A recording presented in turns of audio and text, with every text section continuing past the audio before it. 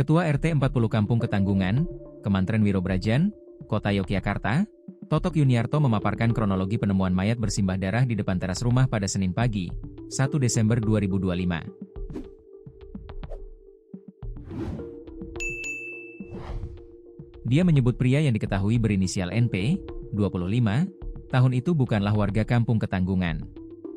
Selama ini yang bersangkutan hanya menumpang di rumah tersebut.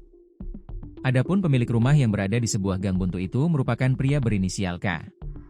Selama ini pemilik rumah tersebut tinggal seorang diri. Dia pun menjelaskan hubungan antara korban dengan pemilik rumah hanya sebatas pertemanan.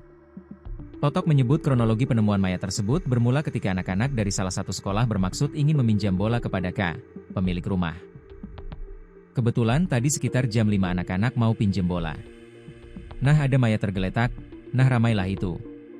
Terus diproses, dari Polsek Porlesta, baru sekitar jam 8 dibawa oleh ambulans. Prosesnya saya hanya tahu sampai situ, tutup Totok.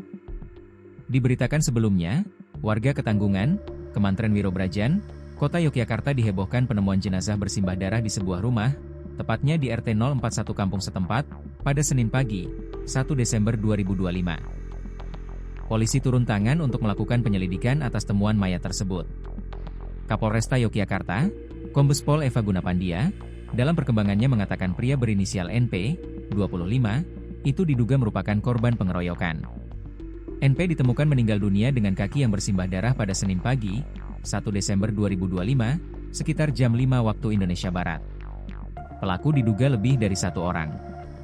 Ia diduga korban dikeroyok, Kapolresta saat dikonfirmasi Senin siang. Saat ini tim penyidik Satreskrim Polresta Yogyakarta telah melakukan upaya penyelidikan guna mengungkap kasus tersebut.